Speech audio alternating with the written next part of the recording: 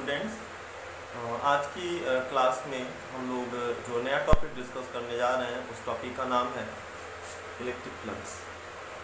तो electric flux students जो हम लोग टॉपिक डिस्कस करेंगे, इसके पहले हम लोगों ने जो चीज़ें डिस्कस किया उसमें हम लोग का पहला टॉपिक था कूलम्ब्स लॉ, दूसरा टॉपिक था हमारा इलेक्ट्रिक फील्ड, तीसरा टॉपिक था हम लोग का इलेक्ट्रिक फील्ड लाइंस, उसके बाद से हम लोगों ने पढ़ा था इलेक्ट्रिक फील्ड इंटेंसिटी। तो हम लोगों ने जो सारी चीज़ें डिस्कस किया उसका ओरिजिन एक तरह से अगर आप देखो तो कूलम्ब्स लॉ ही था और उसी के हेल्प से हम आगे चीज़ों को डिफाइन करते गए। जो हम लोगों ने पिछले लेक्चर्स दिए, जो हम लोगों ने पिछले क्लासेस अटेंड किए, तो अगर आप उसको दोबारा सुनना तो पिछली चीज़ें आपको अगर आपको नहीं भी क्लियर होंगी तो आप उसको दोबारा सुन करके एक बार क्लियर करने की कोशिश करना। और हम लोग आज अपने नए टॉपिक को स्टार्ट करें। तो हम लोग का जो स्टूडेंट्स ये न्यू टॉपिक है इलेक्ट्रिक फ्लक्स, बहुत इंपॉर्टेंट टॉपिक है। हम लोग इस टॉपिक पर अगर बात करें तो आप देखिएगा इस चैप्टर का एक मेजर पोर्शन कवर करेगा। दूसरी बात, ये टॉपिक आप देखिएगा एग्जामिनेशन पॉइंट ऑफ व्यू से मोस्ट इंपॉर्टेंट टॉपिक होता है। हम लोग इसी को पढ़ने के बाद जस्ट गॉसेस थ्योरम पढ़ेंगे, गॉसेस लॉ पढ़ेंगे, और जो ये हमारा गॉसेस लॉ है वो इसी टॉपिक का कहीं ना कहीं ये उसका बेस माना जाता है। इसको पढ़ने के बाद आप गॉसेस लॉ पढ़ोगे और हम उसमें डिस्कस करेंगे कि जैसे हमारा जो कूलम्ब्स लॉ है उसका एक लिमिटेशन है। लिमिटेशन क्या है कि हम कूलम्ब्स लॉ अप्लाई कर सकते हैं बस और बस पॉइंट चार्जेस के लिए, लेकिन जो हमारा इस लिमिटेशन को क्रॉस करने के लिए अगर हम आगे बढ़े तो हम गॉसेस लॉ यूज़ करेंगे। और फ्लक्स के कॉन्सेप्ट्स आप देखिएगा कि अगर आपको कहा जाए कि दो चार्जेस के बीच फोर्स निकालना है तो आप कूलम्ब्स लॉ लगाओगे, लेकिन ये दो चार्जेस के बीच कूलम्ब्स लॉ आप तभी लगा पाओगे जब ये दोनों चार्जेस क्या हो, पॉइंट चार्जेस हो। अगर ये दोनों चार्जेस पॉइंट चार्जेस के अलावा कोई और चार्जेस हो जाए, फॉर एग्जांपल सपोज करो कुछ इस साइज का एक चार्ज हो गया हमारे पास, कुछ एक इस साइज का एक इस शेप का चार्ज हो गया, और इन दोनों के बीच अगर हमको कूलम्ब्स लॉ निकालना है, कूलम्ब्स लॉ के हेल्प से इनके बीच फोर्स निकालना है, तो हमारा कूलम्ब्स लॉ यहाँ पे एप्लीकेबल नहीं होगा, because Coulomb's law is applicable only for the point charge. तो लिमिटेशन को अगर हम क्रॉस करना चाहें, उसके आगे बढ़ना चाहें, तो हम कहीं ना कहीं फ्लक्स, गॉस लॉ ये सब जब तक डिस्कस नहीं करेंगे तब तक आप उसको अप्लाई नहीं कर पाओगे। तो स्टूडेंट्स, हम लोगों ने लास्ट टर्म पे जो भी चीज़ें डिस्कस किया उसी से हम लोग आगे बढ़ते हैं। हमारा जो आज का टॉपिक है इलेक्ट्रिक फ्लक्स, तो हम लोग सबसे पहले क्लियर करते हैं कि फ्लक्स क्या होता है, हमारा फ्लक्स क्या होता है, फ्लक्स को डिफाइन करते हैं। तो स्टूडेंट्स, अगर आप जानते होगे तो भी अच्छी बात है, नहीं भी जानते होगे तभी कोई बात नहीं। हम लोगों को एक थोड़ा सा एक जरूर माइंड में सेट हो जाना चाहिए कि फ्लक्स कहीं ना कहीं एक ऐसा वर्ड है जो रिलेट करता है फ्लो से। किसी भी टाइप ऑफ फ्लो को फ्लक्स से हम लोग यहाँ पे एक तरह से समझ सकते हैं। और मैं फ्लक्स को समझाने के लिए एक छोटा सा एग्जांपल देता हूँ। सपोज करो कि तुम्हारे घर में एक विंडो है और उस विंडो से हवा पास कर रही है। तो जो हवा या वो जो एयर, जो विंड हमारे घर के अंदर जो एंटर कर रही है, अगर हम उसको कंट्रोल करना चाहें तो पहला तरीका तो हो गया कि हम उस विंडो को थोड़ा बंद कर दें, उसके विंडो का जो ओपनिंग है उसको थोड़ा छोटा बनाएं, दरवाजे को थोड़ा क्लोज करो, थोड़ी सी ओपनिंग रखो, तो आप देखोगे कि जो एयर होगी वो थोड़ी आएगी। लेकिन अगर आप उस विंडो को पूरा ओपन करो, यानी कि अगर उस एरिया को बढ़ा दो जिधर से वो फ्लो आ रहा है एयर का, तो ज़्यादा से ज़्यादा अमाउंट ऑफ एयर एंटर करना शुरू हो जाएगा। एक तो तरीका ये हो गया। दूसरा जो एयर को कंट्रोल करने का तरीका होगा, मैं एक एग्जांपल लेके चल रहा हूँ। दूसरा, एयर एक तो डिपेंड कर रहा है एयर का एंटर किसके ऊपर, उस विंडो के एरिया के ऊपर। विंडो का एरिया ओपनिंग जितना छोटा करोगे, अमाउंट ऑफ एयर जो एंटर कर रही है वो हमारी उतनी कम होगी, और अगर विंडो की ओपनिंग को जितना बड़ा रखोगे अमाउंट ऑफ एयर उतनी ज़्यादा।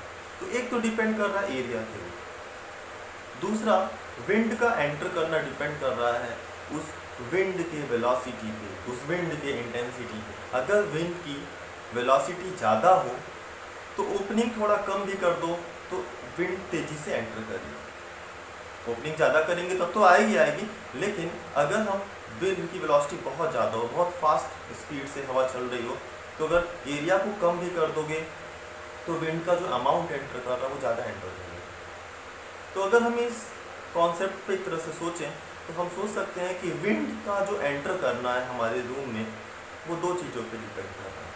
पहला डिपेंड कर रहा है विंडो के एरिया पे, विंडो का जो ओपनिंग है, जितना ज़्यादा ओपन करोगे उतना ज़्यादा एयर आएगा, जितना कम कर दोगे उतना कम एयर।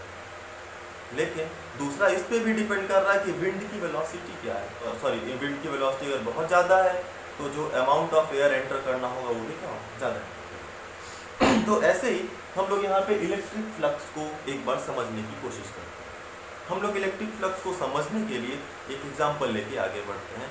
सपोज करो स्टूडेंट्स, हमारे पास ये फील्ड लाइंस हैं, electric field lines. First type of electric field lines मेरी ये है और दूसरी इलेक्ट्रिक फील्ड लाइंस मेरे पास ये है।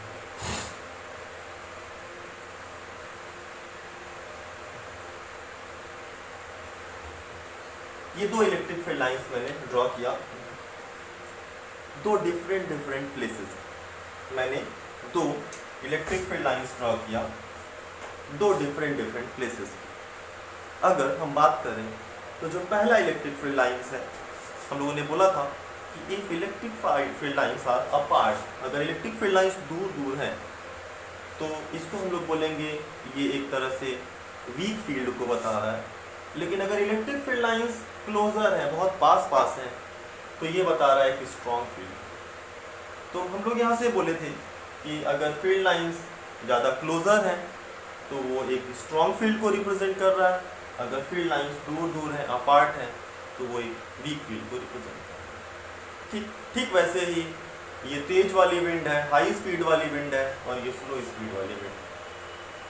अब बात करते हैं एरिया की। मैंने क्या किया, यहाँ पे एक एरिया रखा, कोई एक एरिया मैंने रखा इसके सामने, कुछ ऐसे मैंने एक एरिया रखा, कुछ ऐसे। ये इलेक्ट्रिक फील्ड लाइंस है और ये एरिया है। ठीक वैसे ही ये विंड है, ये विंडो है। तो हम एक एग्जांपल कंपेयर करके चल रहे हैं। हो क्या रहा है कि हम देख रहे हैं इस एरिया से कितनी नंबर ऑफ फील्ड लाइंस पास हो रही हैं, 1 2 3, 3 नंबर ऑफ फील्ड लाइंस यहाँ से पास हो रही हैं। सेम एरिया को यहाँ उठा के रखो, सेम एरिया को यहाँ उठा के रखो, कितनी फील्ड लाइंस पास हुई, 1 2 3 4 5 6 फील्ड लाइंस पास हो रही हैं। तो हम क्या यहाँ पे ऑब्जर्व कर रहे हैं कि एरिया सेम है, लेकिन जिस पॉइंट पे फील्ड की इंटेंसिटी ज़्यादा है उस एरिया से ज़्यादा फील्ड लाइंस पास हो रही हैं। जिस पॉइंट पे फील्ड की इंटेंसिटी कम है वहाँ पे फील्ड लाइंस कम पास हो रही हैं। तो स्टूडेंट्स, यहाँ पे जो फ्लक्स का कॉन्सेप्ट है, ठीक वही विंडो और एयर वाला कॉन्सेप्ट अगर हम लेके चलें तो हम लोगों ने कहा जितना छोटा विंडो एयर भी उतने कम, जितना बड़ा विंडो उतना ज़्यादा एयर, जितना हाई स्पीड का एयर उतना ज़्यादा एयर पास करेगा। सेम ऐसे ही हम लोग क्या ऑब्जर्व कर रहे हैं कि अगर हम यहीं पे एक बड़ा एरिया रखते हैं, सपोज करो मैंने कोई बड़ा एरिया यहाँ पे प्लेस किया, लार्जर एरिया, बड़ा एरिया रखेंगे तो फील्ड लाइंस क्या हो रही है, इंक्रीज कर जा रही है, नंबर ऑफ फील्ड लाइंस यहाँ से पास होने वाली इंक्रीज हो जा रही है।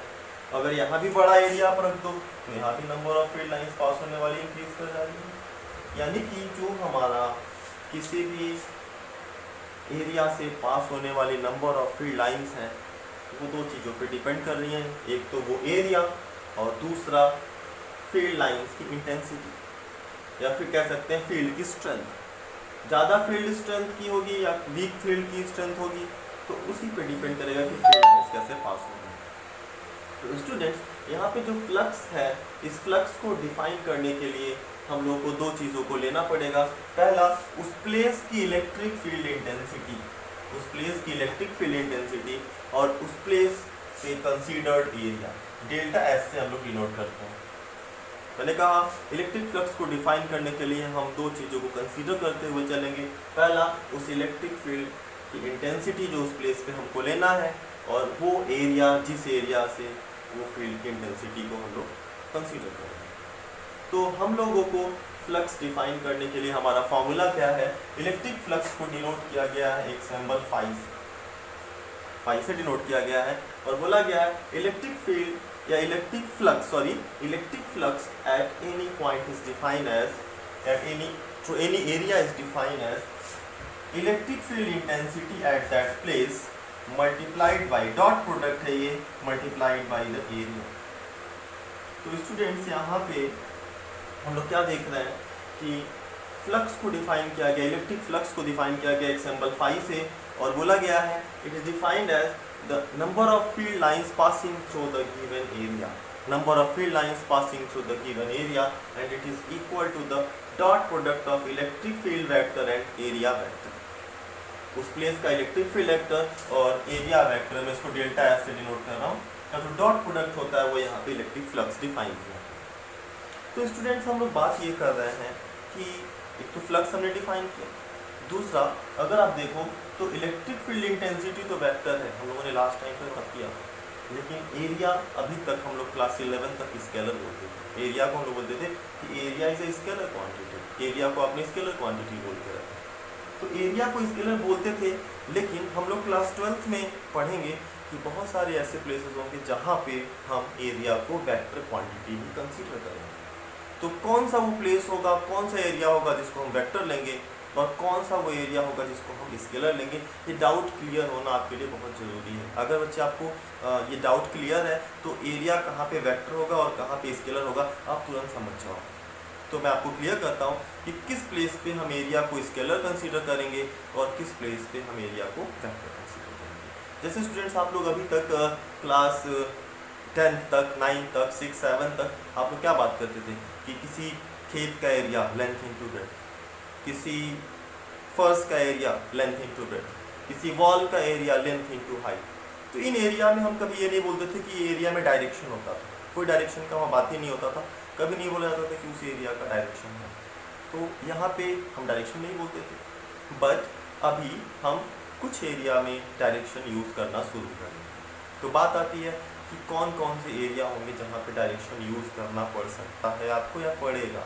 तो हम लोग याद रखेंगे स्टूडेंट्स, हर वो एरिया वेक्टर बोला जाएगा जिस एरिया से किसी तरह का फ्लो बाहर निकलता है। मैं रिपीट करूँगा, मैंने कहा हर वो एरिया वेक्टर बोला जाएगा जिस एरिया से किसी भी तरह का फ्लो बाहर निकलता है।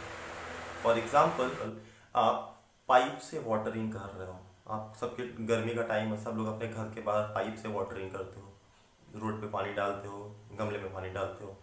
तो उस वाटरिंग करते टाइम जब आप देखिएगा कि जो हमारा उस पाइप का फ्रंट एरिया है, एरिया ऑफ क्रॉस सेक्शन, वो एरिया ऑफ क्रॉस सेक्शन से एक फ्लो निकल रहा है, वाटर का फ्लो, और अगर आप उसके एरिया को घुमा दो, उस एरिया का डायरेक्शन बदल दो, उस एरिया को टर्न कर दो, तो फ्लो का भी डायरेक्शन बदल जाएगा। और भी हम लोग एग्जांपल लेते हैं। मेरे पास एक ये मोबाइल फ़ोन है, इस मोबाइल फ़ोन का मैंने टॉर्च ग्लो कर दिया।